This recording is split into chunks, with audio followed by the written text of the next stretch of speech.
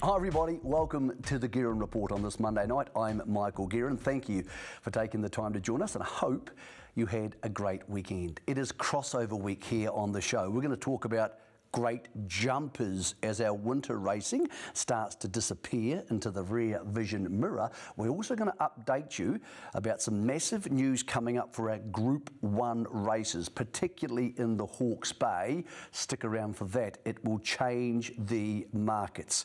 Ellerslie is back this Saturday, our premier track. We investigate what went wrong last season and whether we're confident it will be improved for the new Ellerslie season, which starts in just a few days' time. And also, we have a new addition to the Guerin Report family. Isn't he cute? You'll get to meet, we'll call him Little Man for now, a little bit later coming up in the show. But of course, yesterday at Te Rapa, we had two of the great jumping races of the season. The Great Northern Hurdles and the Great Northern Steeples, vastly different. The hurdles, we lost Bury the Cash in the middle stages, but that shouldn't detract from a majestic win from Lord Spencer. Trained by JJ Rayner, the biggest success for jockey Lemmy Douglas on the day when this horse's stallion, the mighty Zed, passed away. Of course, he leaves great jumpers, but he also left us the Melbourne Cup heroine in Very Elegant. Thank you, Zed, for all your wonderful horses you've left us, those wonderful moments. Talking about great horses, this one's in the conversation for our greatest jumpers of all time. Here he is, the big man, the monster truck of jumping. His name is West Coast. This is his second Great Northern Steeplechase, both times carrying 73 kgs. He's also won 3 Grand Nationals. Where next? Does he return next season for more? Does he head to Warrnambool for an earlier look at their major carnival in May? And of course, that all rolls into the Jumps review. We'll talk about that in a second. Here's a horse who is heading to Melbourne. He doesn't win this. There's Sharp and Smart on the outside in the Team Rogerson colours. Islington Lass gets up to beat him. That's 1,600 metres. It's a fair bit short of Sharp and Smart's best, but that's his best placing, a second placing, since he won the New Zealand Derby in March last year. So he is going to head to Melbourne. He's qualified for the Melbourne Cup and he'll get his chance to race with the big boys of staying on November the 5th. And good luck to Team Rogerson in Melbourne with him. Just back to the jumpers yesterday. The submission process has finished for the Jumps review. They had 240 submissions. Well done to you if you got involved. They have appointed what I think is a very fair review panel of 5 people, some of them very Jumps oriented. They will go through the submissions. They will make a suggestion or a report to NZTR's board at the back end of October. We should have a decision, a definitive decision on the future of New Zealand Jumps racing by Christmas. A very thorough process, and they do have the right people overseeing it. I think the Jumps community can at least feel comfortable they are getting a fair hearing. From jumpers to Group 1 racing. We mentioned on the show last week there were going to be changes to the Arrowfield stud plate market. At the time it looked like this. We were suggesting you might lose Grail Seeker. Well, you have. We've also had a couple of others drop out. Campionessa will not be there now. Campionessa scratched yesterday on a wet track. She'll head to the Matamata Cup over 1,600, but a 1,400 this week at Ellerslie. But here's where things get really juicy. Spoke to the James Wellwood team today. At the top of the market, right there, Orchestral, the best horse in the country, is almost certainly 80% certain. We're being as certain as we can for you because it's your money. 80% certain to head to the Open 1,400 at Ellerslie this week. If she goes there, she will not be turning up in the Arrowfield stud plate. We believe on the Guerin Report, no Orchestral for this race. We're also thinking that we're going to lose Islington Lass. She won yesterday, spoke to Alan Sharrock, he said no. He's also going to pull out Just Ask Me, and Campionessa won't be there.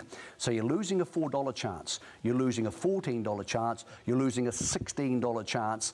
This market will enormously reshape. I would suggest in a few days' time, Skew width will be between 2.8 and the $3 favourite. Opie Bosson is suspended, but he is back the Friday before the Arrowfield stud plate. He comes back on Friday the 29th. He'll be riding her. I spoke to Mark Walker and Sam Burgesson yesterday. She is back in work at Te Akau. She is confirmed to be heading to this race, as is Perleval Sage.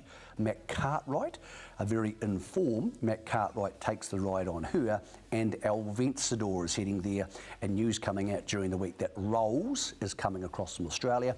Weather report in the bay is very good. Supposed to be fine for the next 10 days, as much as you know these things with weather reports. If it stays fine, Mustang Valley probably won't be there. She was in that abandoned race at New Plymouth on Saturday. She heads to the Rotorua trials tomorrow, but a very big question mark over Mustang Valley. Almost certainly no Orchestral. Now here's where things get interesting. If Orchestral doesn't race 1600 in 2 weeks' time, I doubt she's going to the Livermore. I think we lose her out of both.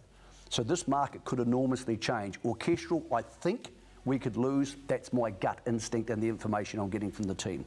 Mustang Valley would only be there in the wet. And Alan Sharrock telling us today, this is important, defending champion ladies man, almost certainly out of the Livermore. Missed a race on Saturday. He thinks there's not enough races to get him ready for this after his recent hoof issues. We think the favourite, the defending champion, and the winner 2 years ago could all be moving out of this market. Lots going on in our open grade races. Who does that make the bet in that race? Probably Alvencedor. He, of course, has won a Group 1 over 2,000 metres. Those markets very much in a state of flux. That's the most up-to-date information we can give you here on a Monday night, by the way. Those markets are still open and the bookies aren't at work. Maybe your chance to get involved. As we look forward to the new season, the big home, the centrepiece, the glowing light for New Zealand racing is, of course, Ellerslie. It's going to be the home of Champions Day, the home of the Karaka Million. We head back there for Boxing Day and New Year's Day this season. It starts again this Saturday. Everybody wants it to work. We wanted it to work last year too, but it didn't quite go how we wanted. Let's have a deep look into what went wrong at Ellerslie, what we can expect from Ellerslie 2004 into 2005, as we start with the Chief Executive of Auckland Thoroughbred Racing, Paul Wilcox, and find out if when we had the trials last week, he was slightly nervous.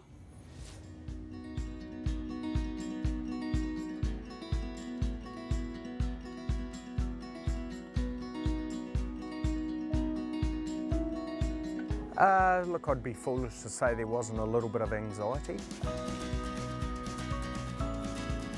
Okay, Paul, so here we are on what is for the trials day today, the main part of the track, the rails, not in the true. Looking at it compared with what you and I were looking at last January, before we kicked off for the first reinvention of Ellerslie, you get back into it, it seems a lot spongier and there's a lot more, the sand underneath seems to have created, I don't know, a softer cushion maybe? Would that be the way to say? Yeah, 100%. First priority was to remove that surface tension, which we've done, and you can see that by how much the horse is getting in, whereas before they weren't getting in or very, very minimal and more or less sharing the grass, whereas what we've got now is they're getting in, which is giving them that traction, which was our priority.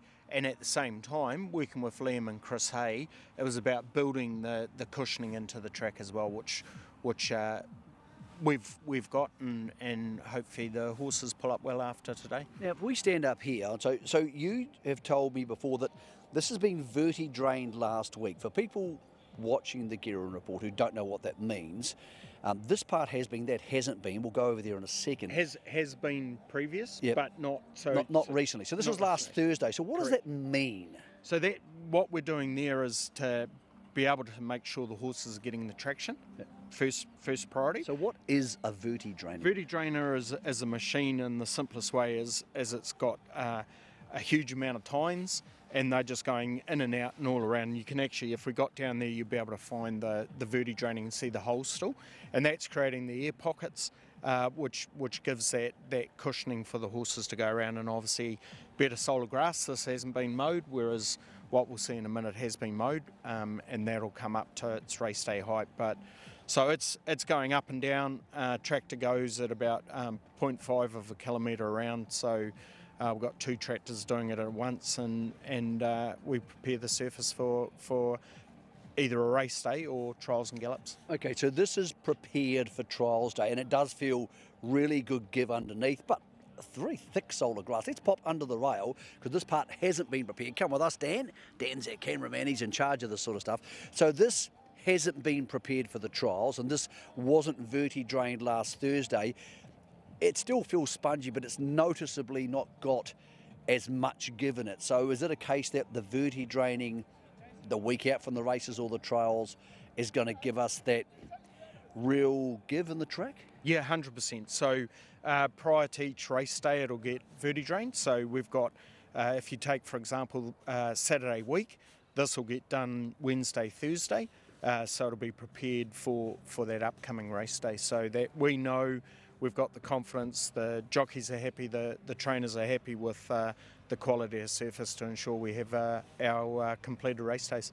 Okay, so we're inside the rail here, which looks like it's out about 10. 12. 12, okay. Yep. So the rail comes back into the true for the September 21 meeting? Correct. Yep. And as you can see, we've had 110 horses go around Monday week. It's come back really good. You can see the thickness of the grass, good solid grass there. It's just got to get up to the racing height, which is around that 120 mils. When we were doing something similar to this on weigh-in last January, it looked great, but it felt like you were standing on someone's new front lawn. It felt sort of slick and lovely and clean and just beautiful. This here feels a bit more lived in, for want of a better word. Yeah, it's probably like, a new pair of jeans, right? It takes a while to get comfortable in those jeans, but for us, look, we thought we had the track right back in when we came back last season, and clearly we didn't. So, if anything, you've got to learn from your mistakes quickly, and that's why after that Manco Easter race day partial abandonment, we decided to stop those last 4 races at Ellerslie to enable the guys to get ahead and do all the renovation with the help of Chris and Liam O'Keefe. So this is more or less what we were playing with last year? 100%. So explain that to us, Paul. So this is exactly the same as the track was when we were racing on it when we came back. Okay, so this hasn't been worked on like that part out there? No, because the rail's out another half a metre from here. So this is, when we do the core samples from here, you can see exactly what was the issue. It seemed a lot more bound together, almost a bit like compacted. Real tight, and trying to break through that. No wonder that we had the issues with the horses trying to gain traction, because you try and break up just in here by the sprinkler head, there's no way. It's got surface tension. It's a new thing I've learned about surface tension. Yeah, I never knew such a word existed until... I wish I'd never heard of it now. Yeah, no. I wish I'd never heard of it or had to get an understanding of what it was. But, hey, that's all about identifying the issue. Well, that's like a cricket pitch. Yep. That's what it's like. Yep, 100%. And we got that feedback, obviously, very clearly in having an abandonment. So no truer lesson to be learnt. And you got to pick your bottom lip up and carry on. Trials day seems to be going well. How are you feeling? Oh, I'm very happy with it. They're going into it, their toes getting into it. There's that firmness that's just not there anymore. It's giving them a lot more cushion, which is exactly what we're after. This time last year it was making a different noise and there was more grass being kicked up. Yeah, well, that grass was because they weren't going into it with their toe. They were just scuffing that top off, and now you'll see that the grass isn't kicking up. It's because they're getting their toe in there, up to an inch, nearly 2 inches around the bend, which is exactly what we want. We're still mindful of that can return, so our machinery work has proven to be exactly what we need to do. It was mindful that we thought, send more horses around it. It's not what we need to do. It is machinery work. It's that type of ground that we're working with, and we've learnt a lot. So I think we've nailed it today with the machinery work that we've put around it. You love this place. You love this track. You sometimes go for a walk on here with your dog and bare feet after the long day at work. That's how much you love it. Was it tough last year having some things go wrong and having people criticise you guys and your track? How was that for you personally? Oh, I think you just got to wear it. It's and it's expected, and just water off a duck's back, mate. You just got to move on with it. I know what we're doing. The club is supporting myself, Craig, Paul, we're doing everything we possibly can to get on top of it all. The guys, as a team, we know what we're doing. We're getting probably the best knowledge from Australia to come over and help us. It's important that we're an open book as well. We're into just taking as much knowledge as we can from them guys who have the experience and know exactly what we've got to do. What's the key takeaway people like Liam and Chris have brought to you that you are now putting into the work on this track? Oh, just don't be afraid of putting that machinery over it. That's the main key of it. We know what we've got to target. There's that surface compaction or tension that we had on top. We're mindful of that. Don't let that come back, bite us on the arse again. It's exactly what we've just got to keep away from. If I live the next 20 years of my life and never hear the word surface tension again, I'll be pretty happy. So will I. In the next 2 years, whatever it takes, we'll be. It is just machinery work. It's not racing that's going to fix this. It is just nursing along. We've learnt a lot from it and keeping on top of it. Last season was by no means a disaster, but it also wasn't exactly what you wanted the return to racing to go like. What was the review process around that like? Very brutal, very honest, very direct. In what way? From our board, right? Not only our board, but the stakeholders. And so, look, we're not here to hide behind anything.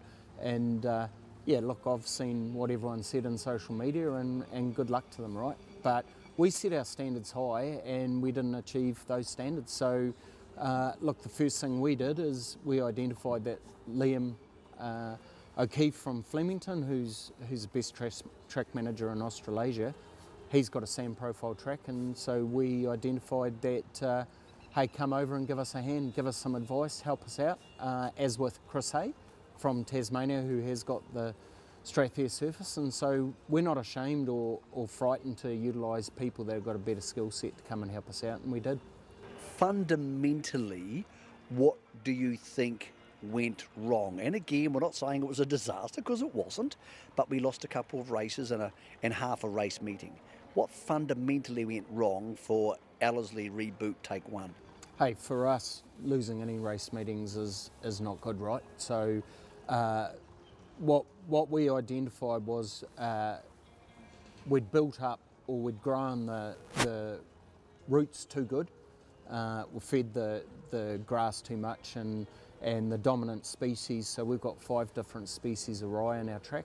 The dominant species was the creeper rye, and that caused that surface tension by just allowing the roots to be sitting on the top that didn't allow the horses to penetrate properly. Liam and Chris did a program for us, and we removed that, and as you've seen from today, horses are getting in. There's a heap of work that was done, right? We did 2 renovations, just because the first renovation, the track handled it so well, enabled us to do another renovation to really make sure that we're on top of it, and we are. Everybody in the industry wanted to come back for the Karaka Million. Did that increase the pressure to potentially rush back for the Karaka Million meeting? Not at all. We made the decision we weren't going to race if she wasn't ready. Look, it was ready, and the funny thing is if we hadn't had the issues on Karaka Million, right, we would have thought we were geniuses, and then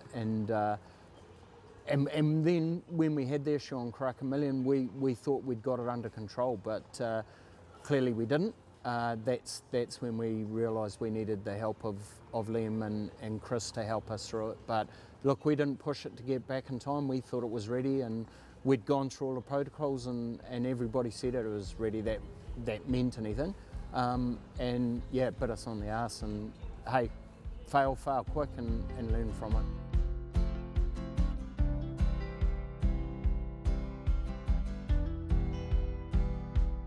Well, Ellerslie, Take 2, Sam, what do you make of it? Yeah, good to be back, Mick. Early signs are promising, it's good. Obviously it's a little bit hard to sort of get a grasp on with the rail out sort of 12.5 metres, but I was assured that they run 100 or so horses over here at the jump outs last week, and we're trialling well today and getting into it a little bit more than what we were when we first come back. So obviously race day is a little bit different when you have that hustle and bustle and a bit bigger field and race day conditions. But from what I can say, I'm wrapped with the way it is, and got a good soul of grass on it, and it's only going to get better once we sort of keep getting into it. The issue on occasions last season seemed to be grip, and horses gripping the track enough to make sure it wasn't slipping underneath them. Does it feel like there is more grip? Yeah, it feels good, but you've got to remember when it was a beautiful day like this and fine, the racing was great. We didn't have an issue at all. So it was just when that sort of rain come along. But it feels a little bit different underfoot now. We get into it a bit more, and we can see that out there. I don't know if you've been out there and had a look, but you can see that they're definitely marking it and get it in. And I just think it's a case of just keep going over and practice. Practice makes perfect, and hopefully we've got it right now. What do you make of the track, Rosie? Yeah, it's good. I mean, they're getting their toe into it now, getting better traction, and it's, you know, we've had no issues today, so I'm pretty confident that we're going to get through this all right. So yeah. We had this same conversation back in February, and you were pretty confident it was okay, but with that experience under your belt and how it is now, does it feel better to you? Well, yeah, like I say, they've definitely broken up the surface tension, and like initially they weren't really marking it, and we still thought it was okay, but we clearly wasn't. Now they're actually getting their toe into it, and like I say, getting traction. So, as you said, in February we were saying, yeah, it's all good. She's all good to go, but we've had the issues. But hopefully we've got it right this time. Would you be confident to race ride on this track today? Yeah. And I think if you'd asked a few of the other riders out there, I think you could safely get round a meeting today, no problem. How did that feel personally after you had spent so much of the last 2.5 years of your life trying to produce this new thing for racing and to be copping some warranted but some unwarranted criticism? Oh look, I'm never frightened and never have been frightened of feedback, right? And whether it's good or bad, feedback is how you grow. But when people do it anonymously and behind a wall, it hurts. And yeah, it's fair to say there was some dark times. But look, Did you think about walking? Did you think, I don't need this? If I had a normal chief executive job, I wouldn't have to put up with this? No, never crossed my mind. It's, you know, we're a tight-knit team here, and you're always going to cop it, right?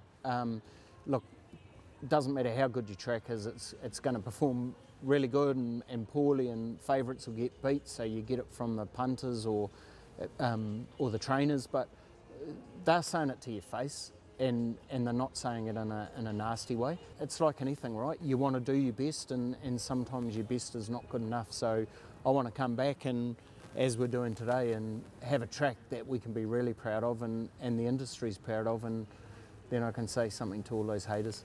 How confident are you feeling we're where we need to be for the Saturday coming up?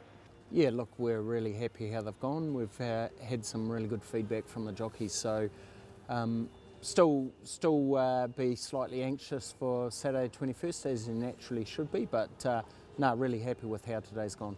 What's been the uptake and interest in what's a new thing for us at this very early stage of the season? Fair to say, winning by a fair margin is Karaka Millions and Champions Day and selling of the tickets. That's been unreal. So encourage people, don't leave it too late, because they've been belting along in good sales, which way ahead of where we've been even for Karaka Millions last year. So we're just excited to have a strong season here at not only Ellerslie but Pukekohe, where we've got really good stakes money. We've made another increase this year for stakes, along with our strategy of raising stakes. So look, people are going to come here and race and get good stakes, and that's what it's all about, benefiting those that invest in the horses is what our goal is to achieve. How confident are you and your team and Liam and Chris and all the advisors who have helped out that Ellerslie is going to work how you want it to work this season?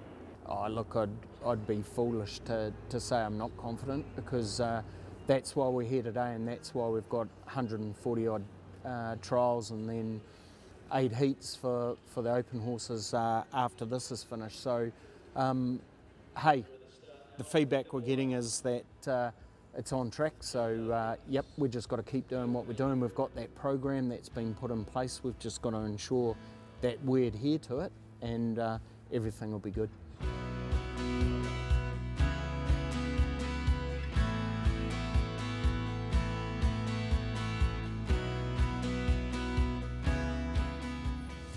Well, a lot of honesty there about what happened at Ellerslie, and we're looking forward to getting back to business there on Saturday. Of course, I mean the 2024-25 season, not 2004-2005. Well, that would be nice to be 20 years younger. Okay, we've heard all that before though, haven't we? We heard that last year, even heard it from me. Ellerslie's going to be fine. So I went to a man who has been there as part of the process, who is unbiased and is respected Australasian-wide, Liam O'Keefe, and had a long talk to him on Friday. He said if they handle the track right, like Jason Fulford said, not be scared to be aggressive with the Verdi drainer and the machinery, he thinks we will be fine. That is an unbiased but very qualified opinion from Liam O'Keefe from Flemington about what's going to happen at Ellerslie in the new season. Talking about Ellerslie, of course, the NZB Kiwi is going to be held there on March the 8th. Next week's show, we're going to talk to some of the people who have slots, how they got them, what they mean to them, what they're trying to achieve, and what would happen if they won the Kiwi. It's probably things I can't say on camera of what we'll do. When I win, I don't know that I can say that on Michael's show. I think we'll be staying in Auckland tonight. We'll celebrate pretty hard, Mick. By the next morning, completely forget about that celebration. More of the NZB Kiwi on the Guerin Report next week, but after all those, I think I'll be taking March the 9th off work. It sounds like there'll be a big party somewhere on March the 8th. Well, I have some news, and it may come as a shock to you because we haven't known each other that long, but we're having a baby. Yes, you, me, everybody involved in watching the Guerin Report. It came to me and our team this week that we often get to see horses on the track, but we don't see the process of how they get there from the time they're born until the time they go through the sales into training and onto the racetrack. So with the help of Cambridge Stud, we're going to adopt a little foal for the next, hopefully, couple of years and take you through the process. So first, let's introduce you to Dad. His name is Sort of State. Of course, he won the Group 1 Sistema at Ellerslie. Beat a couple of pretty good horses you might have heard of, like Imperatriz. He was a superstar on the track, a son of Schnitzel. He is Dad. Mum, you won't know, but Mum has also left already a really, really good horse. This is Rosehill a couple of weeks ago, and Cool Wolf absolutely smashed him. So, our little man, who we're going to try and adopt and take you through the process of, is by Sort of State a half to that recent Rosehill winner. And here he is. Look at him. What a little beauty. Born at Cambridge Stud just a week and a half ago, big white blaze on his face. We're going to go through the first part of his life. We thank Cambridge Stud for the chance to do this. They don't name their foals, so, well, we're going to call him Little Man because he's little and he's a man, and being a colt, there's every chance he's going to end up going to the sales. So thanks to Cambridge Stud. We'll check in with Little Man, our little man, every month to see how that process unfolds all the way through weaning, into yearling prep, into going to the sales, maybe even into becoming a racehorse. Welcome to the Guerin Report family, Little Man. Next week, we're going to talk NZB Kiwi. We have massive racing coming up. I hope your racing season is going great, and I hope you can join us again on the Guerin Report on trackside.co.nz and, of course, on Trackside here at 8 p.m. next Monday.